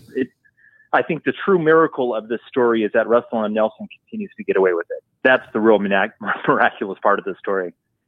Yeah, it'll be interesting to see if the church does anything here to kind of obscure these stories now that it's been exposed as certainly not happening the way it was laid out in about 12 different sources. So two things. First off, I hope. Oh, sorry. I'm sorry. It's going to be silently swept away like everything else, unfortunately. Yeah. I'm going to let you. Members. Go ahead, caller. You're good. I was just going to say the believing members won't believe that it was a lie, and the people who believe it is a lie, no one listens to us anyway. So it's just going to go by the wayside, unfortunately. Well, thank you, caller. I appreciate the phone call. Yep. Thank you. Just really quick, RFM, I want to just talk about something he said, which is he's 100% right, but it goes bigger than that. The apologist will use a reconciliation strategy to solve problem A, but that reconciliation strategy will be contradictory to the truth claims of the church in I'm going to go back to the phone call in just a second. That reconciliation strategy or explanation would also hurt faith in some other issue. So when they get to the other issue, they get very inconsistent, and they like, as the caller said, they like to keep distance between all these issues. They don't want you taking the 20,000 foot view. They instead want you to only deal with one issue at a time. Here's issue A. Here's our answer for issue A. So for instance, in some situations, a tight translation of the Book of Mormon is helpful. So let's go with the Book of Mormon might have been a tight translation. Issue B, we need now a loose translation. So now our reconciliation is don't hold Joseph Smith to having a tight translation. It must have been a loose translation, right? And that's when we have curlams and kunams and all that kind of stuff. And so Joseph can have some other word for some other thing, or horse for taper, right? And so these strategies, when you, as the caller points out, when you collect them all together and go, I'm going to hold you consistent. When you're answering problem A and you give this solution, that solution now also has to be consistently used as we dive into similar kinds of issues. And apologists want nothing to do with that. Right. So in other words, if you use the loose translation where it helps you, then that solves that problem. Okay, put that over here. Now we've got this problem. Okay, well, we'll use a tight translation theory over here. So that solves that problem. And that takes care of that situation. The problem is now when you sit back and you look at both of those together and you say, wait a second, it's not both a tight translation and a loose translation at the same time. And that's where it starts blowing up. And I would say a couple things now about, I think it was James, and I'm sorry, I just want to say two things. First off, I think if you think this is important, okay, tonight's podcast, please share it with as many people as you can, as you feel safe sharing it with. But please share it with as many people as you can so it doesn't, die in obscurity here, but that as many people can find out about this as possible. The second thing is, if you think this is important, please contribute. And I'll let Bill talk about how you can contribute, because I always forget the directions of how to do that. The third thing of the two things I was going to mention, the third thing is I would hope that apologists would not say that it was hard for Brigham Young to practice polygamy. Dun, dun, dun. I wouldn't go there if I was an apologist. I might rephrase that. All right. Okay. So caller number 2, this is Paul. Paul, you are on Mormonism Live with RFM and Bill Reel. What do you think about this death spiral and engine explosion and flames on the plane? I mean, I think it's really interesting. And I think, like you guys have brought up, it's a pattern that obviously has been going on. And there's lots of different of these types of stories or other types of stories. And I think what ends up getting lost, and what I've noticed, living in kind of the Wasatch Front area, that unless something like this kind of hits the news, like either the Trib picks it up or KUTV, one of those outlets that seems to want to kind of grind against the church sometimes, that it just kind of falls by the wayside. But those stories, when they do get picked up, if there's enough data that somebody there will kind of report on something like this and show, hey, there's a disconnect here, that there's not going to be a comment by the church. But when they do, the church will eventually comment. You'll eventually see the Des News pick it up, and somehow, but it has to be, I've seen that kind of drumbeat just living here until you get some sort of a response. So I'll hang up and listen, but I'm just wondering if you think that there's any newsworthy nature to this thing because of all the investigation that RFM did. Anyway, I'll hang up now and listen. Yeah. Do you think, RFM, that the church will address this in any way and admit that there's some issue, or try to obfuscate or shade it over some other way to make it sound good? They will ignore it until they feel they have to respond. So I agree with the caller there, Paul. By the way, I do want to correct something that Paul said. Not my research. Not my research. If I see further than others, it's because I stand on the shoulders of giants, and I'm not even sure I see further than others. But I sure am borrowing from greater minds and better researchers than I am. Are you ready for the next caller, RFM? Ready. All right. This is Lance. Lance, you are on the phone with Mormonism Live with RFM and Bill Reel. What do you think about President Nelson and his, it seems like it's a pattern at this point of telling stories differently than they actually happened. Yeah, of course. This seems to be the MO that these guys live by. I have a question for you fellas. Did any of the local newspapers in the area pick up the story of a church official crash landing in a in a farmer's field or make an emergency landing? Because it seems like maybe it would have been published. Yeah, I'll hang up and we'll respond to that. That's not just a 0, it's a 00. And that's what the first 74 pages of this thread that started in March go into. They're looking at all the newspapers and from the time period and from these locations, thinking if it happened as dramatically as President Nelson said it would, it must show up somewhere, for crying out loud. Absolute 0. There's no mention of it in any of the sources. And these people really scoured to try and find something. They could find absolutely nothing. And that's why it was an argument from the absence of evidence, an argument from silence, up until page 74, which is where the anonymous guy drops in the CAB report, and that blew it all open. Pardon the use of that phrase. And now Bill Briel is talking to someone who's the next caller on the show. Who do you have, Bill? Well, just a quick note: there wouldn't be any reason for a newspaper report if neither engine really ever went out, and if the airplane simply made a precautionary landing at the Delta airport. I don't see why that would even make the news anyway, which explains the data way better. It's a non-story. Do you ever get the feeling that the general authorities, at least some of them, are like in a competition to see who can come up with the most miraculous story and get away with it? Well, yeah, I mean, I obviously want to get away with it, but it's like there's this competition. It's not all of them, but some of them, it's like, I've got great stories too. And if I don't have one, I'm going to create one so I can be in the competition. Yeah, give us a moment, Lance. So it's even gotten to the point, RFM, that there is a miracle story told by some 70 in a recent talk where a gnat lands near him and he squashes the gnat. And then he's sad that the gnat died. So he says a little prayer and the gnat comes back to life. This is where we're at. We're at the point where gnats being stunned and then reinvigorating and flying away is how we know that God works among the children of men. Yeah. It is getting pathetic. The dilapidated dinghy is accurate. It is getting quite pathetic. Anyway. I remember the story, and actually, as the story was told, that was while this guy who was back in college was studying for finals, right? And he got upset at this gnat and smacked it and killed it. As the resurrected gnat was flying away, it was heard to say, "Help me, help me." Because he was trying to get to the nearest hospital, I think is what it was. The stories are getting weak because they know if they tell the dramatic ones, you and I are going to do a live show or a podcast episode, and we're going to expose these guys as bullshitting frauds. President Nelson's fundamental error here was giving too much detail so that we could track down the actual flight. That was the problem. He needs to be safer in his stories and not give details that can be checked, which is what most will do. They'll use pseudonyms. They won't talk about actual dates or places or years. They keep it all generic enough that nobody can fact check it.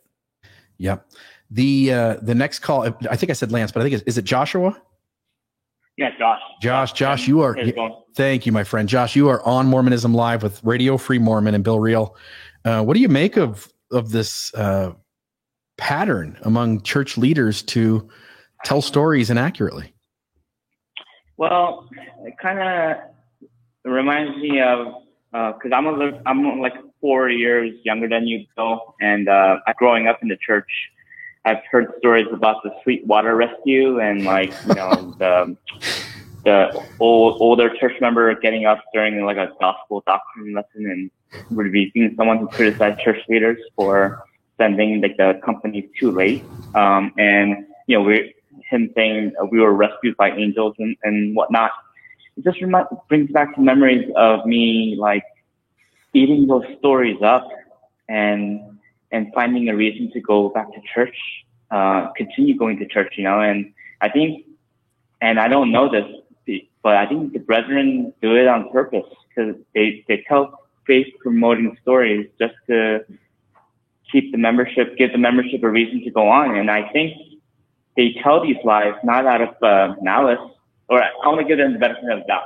I want to say they tell themselves that whatever keeps them on the good ship Zion is right. It keeps them on the straight and narrow. It keeps them on the path to eternal glory, and they'll be honored someday for doing that, for telling the lie. And anyway, I'll let you respond. I'm going to hang up. Perfect. Thank you. Yeah, thank you. Once you've had the second anointing, which all of these guys have, there really isn't any requirement to tell the truth because you're going to live with Jesus again anyway. Yes, and that's a cynical way of viewing it. I know, Bill. But I like what the caller said, because honestly, this is why they're doing it. They know that they're doing it. They know they're saying things that aren't true, but it's for the very best of reasons. And that's to get people to the celestial kingdom, to keep them in the good ship Zion. And therefore, it's quite pragmatic. The ends justify the means when it comes to these stories. We've got a Facebook user who has a comment up here that poor gnat would have died without that prayer. Technically, according to the story, the gnat did die, and it was resurrected by the prayer. Just wanted to clarify that. Oh, the craziness of what we've come to. Bruce R. McConkie would be so disappointed that we have come to the place where we've let go of everything, including the Garden of Eden in Missouri. We don't get our own planet. And the fact that we've let ourselves get to the point to talk about gnats being resurrected after a moment of being dead as the most faith-promoting stories we have to tell in the church. It is absolutely hilarious. I did an episode about that, and I recall that I figured out what the name of that gnat was. What is it? Remember, the name of the gnat was not given, so it's hard to fact check that story. But it was the dying and resurrecting gnat, so it was Jesus of Nazareth. Jesus of Nazareth. Yes, that was the name of the gnat. All right, caller, you are the final call of the night. We'll wrap up here. Tell us your name and tell us what you think about tonight's episode.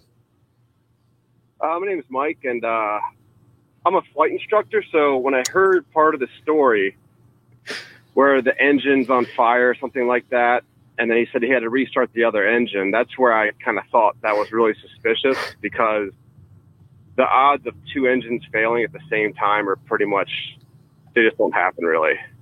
Okay, what about the other parts of the story? What do you think about the death spiral? What do you think about the plane being on fire? What are some of those other things you think about as a flight instructor? I mean, if the engine's on fire, you just pull the mixture, you cut off the fuel supply, and you go into an emergency descent. Higher airspeed extinguishes the fire, and then you just basically fly to your first airport that you can land at, and you land it, and then you report it to the NTSB what happened. So that would be recorded. Can you get away with not reporting it? Because if the flight that RFM talked about tonight, which has so many similarities, if that's not the flight, is it even possible with the story President Nelson told for that to not be on the books? No, I mean, it's an air taxi or a scheduled carrier. So, I mean, by law, the pilot's just going to report it. I mean, if he didn't, he'd get fired, lose his pilot license. It's not his fault. He would be, I mean, yeah, you just don't do that. Yeah, this is a good story, though. I mean, I think Sullenberger, RFM and I were talking about that story earlier. Maybe they could make a movie out of this one. Well, the thing is that's where two engines can die. Is basically they ingested hundreds of pounds of geese. And it basically distinguished the engine for turbofan. Right. That's a real possibility, is what happened to Sully. Yeah. No, if he said that we hit a bunch of geese and we had to land in a field, that could happen. But, for example, a couple months ago in Denver, a flight going to Hawaii, the right engine exploded and landed in someone's house. Well, they still flew it on one engine. They landed it. So that's what they would have done. Just with one engine goes out, the other engine doesn't. If they're independent of each other, that's the point of having two engines. And they both, and each one would have its own shutoff to the fuel, correct? Yeah, I mean, and for some reason, if you needed to pull from the left tank, you would just switch the fuel lever and then pull from the left wing, so you'd have a more balanced fuel burn. But in that case, though, if the engine goes out, they're going south. I did flight school in Utah. There's 40 airports you can land west of I-15. So if it does happen, it's not the end of the world. You just isolate the engine, declare an emergency. ATC could give you vectors to the airfield, and you just land and get it fixed and probably go on a different plane. I don't know. Let me ask you just one last question. We'll let you go. As a flight instructor, understanding the ins and outs of all these protocols and how planes work, do you see any way in which this story could have happened the way President Nelson said it did? No, not really. In my opinion, no, because that's all you do for your multi-engine license is you train for an engine out emergency. Yeah. Yeah. So when your engine dies, you go through a real quick 3-step process. And even if you do go into a spin, which could happen, the other engine is still going to work. Right. You don't need to turn it on because it was never off to begin with. Yeah. No, I mean, that's what triggered me. I was like, wait a minute, what? The other engine's off. Why would that be off? Thank you, caller. I appreciate it, Mike, very much. Yeah, no problem. Have a great night. And Mike has said a number of important things. One of the things he said corrected me from earlier in the program because I had said I didn't understand how going into a dive would extinguish the flame. And he said that, yeah, you would do that and that it could do that. So I stand corrected on that point. And didn't he say you go to a higher altitude to extinguish the flame? Like the air is so thin up there that you don't, that the fire goes out. I thought I heard him say that you would actually increase the altitude and put the flame out and then go down and make the landing. I'm not sure if he said that. I can't remember exactly. I don't suppose he's still on the line. No, Mike is hung up. But if Mike wants to comment, or if somebody else knows for sure that he said that, put it in the comments.